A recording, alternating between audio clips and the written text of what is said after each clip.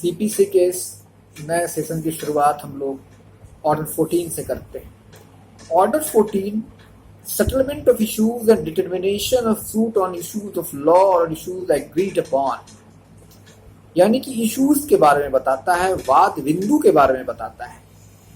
जब हम लोगों ने देखा प्रिंट स्टेटमेंट आने के बाद सेक्शन 89 की प्रक्रिया भी समाप्त हो जाती है, यानी कि समझौते की सारी गुंजाइश खत्म हो जाती है। अब समझौता इसमें नहीं हो सकता है। तब युद्ध बचता है। युद्ध मतलब कुरुक्षेत्र में जाके युद्ध नहीं, बल्कि कोर्ट मुकदमे की शुरुआत। मुकदमा लड़ना भी एक जंग लड़ना जैसा है। तो मुकदमे की शुरुआत यानी कि सारी संभावनाएं, सारी बातें खत्म हो चुकी हैं समझौते की। तो कोर्ट ने भी इंटरफेयर किया, मध्यस्थों ने इंटरफेयर किया, विभिन्न तरीके अपनाए गए, लेकिन वो सारे समाप्त हो गए। लोग जीत पर अड़े रहे कि नहीं, यहाँ हम सही तो हम सही। तो अब एकमात्र रास्ता बचता है सूट का।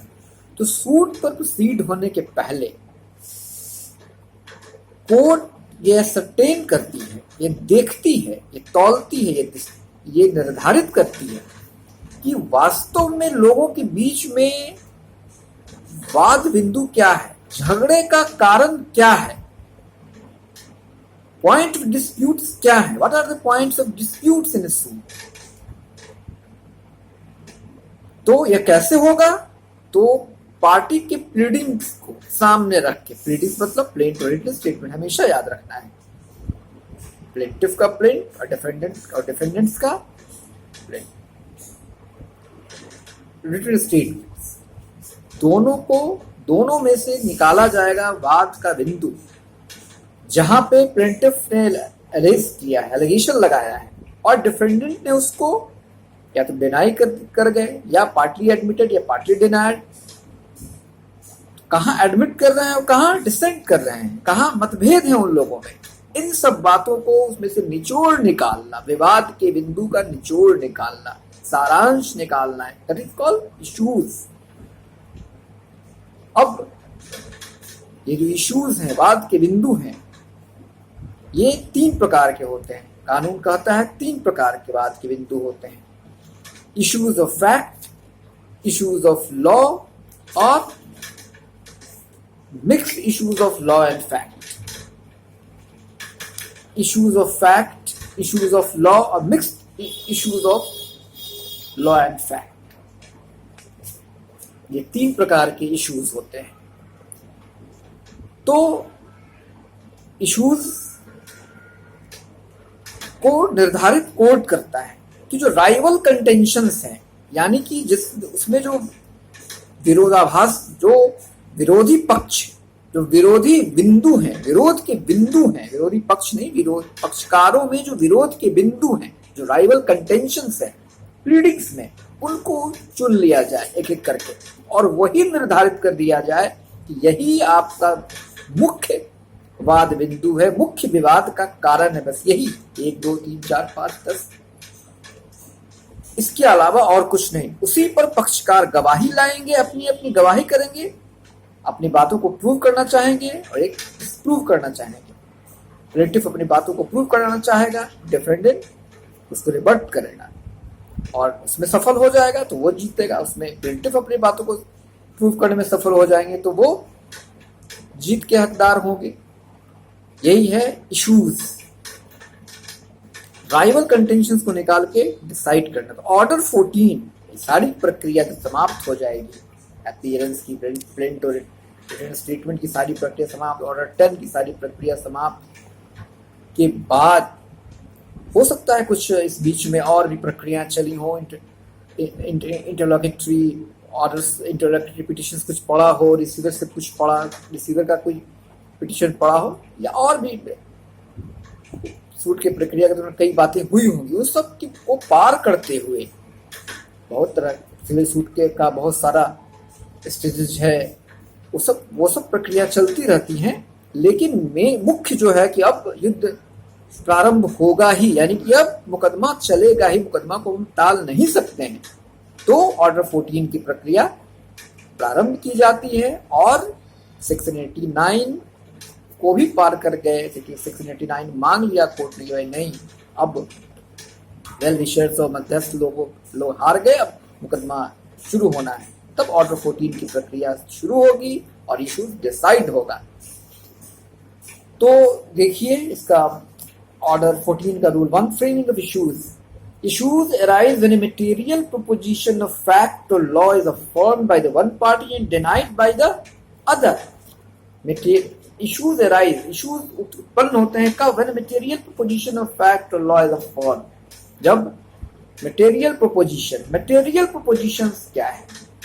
Material propositions are those propositions of law or fact which a plaintiff must allege in order to show a right to sue, or a defendant must allege in order to constitute his defense. Material propositions वो है जब कोई वादी अपने right to सू यानी मुकदमा लड़ने के अधिकार को स्थापित करता है और अपनी बातों को अलेज करता है, यानी कि एक पक्षकार पर यह आरोप लगाता है कि उसका राइट टू सू बरकरार है, उसका मुकदमा लड़ने का अधिकार बरकरार है और उसके अधिकारों की अवहेलना फला पक्षकार ने की है। और जब आरोप गठित हो जाता है, आरोप जब लगा देता है, तब डिफेंडेंट के ऊपर ओनस आता है और डिफेंडेंट यानी कि विरोधी पक्ष अपने उसका मटेरियल प्रोपोजिशन क्या हुआ कि वो जो डिफेंस में लेता है, अपना डिफेंस जब लेता है, अपने बचाव में जब वो उनका काट करता है, अपने आप को बचाता भी है और अटैक भी करता है। अपने को बचाते हुए वो अटैक करता है और अपनी बात को स्थापित करता है कि नहीं यह बात नहीं है, यह ऐसी बात है। तो ये डिफेंडेंट का मटेरियल प्रोपोजिशंस हुआ।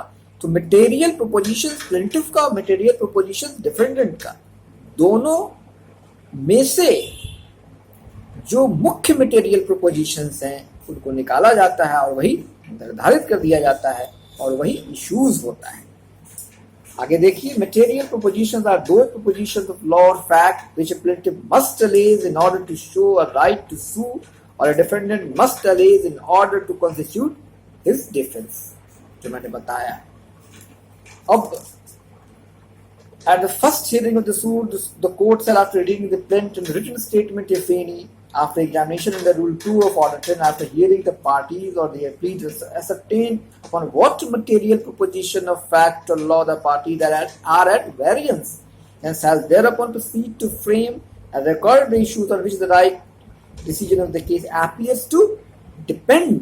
ये मैंने पहले बताया कि Order 10, Rule 2, Order 10 और की प्रक्रिया और खासकर इसके रूल 2 की प्रक्रिया जब समाप्त हो जाएगी तब कोर्ट एसर्टेन करेगा मटेरियल प्रोपोजिशंस ऑफ लॉ और fact, mixed issues of law and fact, तीनों को डिसाइड करेगा और ये देखेगा कि पार्टीज में तकरार है, किन किन मुद्दों पर पार्टीज में तकरार है और उसको निकाल के वो रख देगा कि यही इन्हीं बिंदुओं पर पार्टीज में तकरार है, पक्षकारों के बीच में तकरार है, तकरार का मुख्य बिंदु यही सब है और कुछ नहीं है। और उसी पर दोनों पक्ष गवाही लाएंगे और उसी पर जजमेंट होगा और राइट डिसीजन उसी पर आएगा। जो एक न्याय की बात जब उठती है तो वही न्याय किस पर होगा? तो न्याय का बेस क्या है? तो इश्यूज है। अब इसका अगला देखिए जो बहुत महत्वपूर्ण है, court pronounce judgment on all issues. Rule 2. Notwithstanding that a case may be disposed of in a preliminary issue, the court shall, subject to the provisions of Rule 2, pronounce judgment on all issues. Court को सभी issues पर अपनी बातें, अपना judgement देना है। गवाही सभी इश्यूज पर आएंगे, यानी प्लेंटिफ की गवाही और डिफेंडेंट की गवाही, दोनों जितने इश्यूज बने हैं सब पर दोनों लोग गवाही देंगे। और जब जजमेंट की बारी आएगी तो सभी इश्यूज पर जजमेंट होगा। आप जब जजमेंट देखेंगे किसी भी, हम और आप जब जजमेंट देखते हैं तो बातें हैं कि हर इश्यूज पर अपना ओपिनियन देना है कोर्ट को, कोई इश्यूज छोड़ नहीं सकते हैं। क्यों नहीं छोड़ सकते हैं?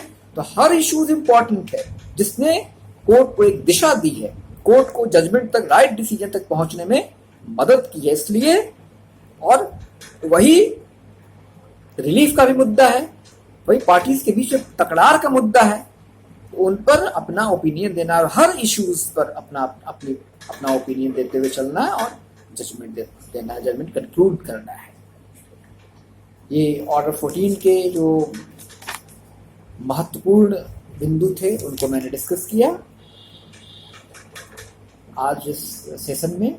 ऑर्डर 14 चूंकि बहुत महत्वपूर्ण ऑर्डर है, आज के सेशन में बस इतना ही। आगे के सेशन में फिर हम लोग नई बातें जानेंगे। धन्यवाद।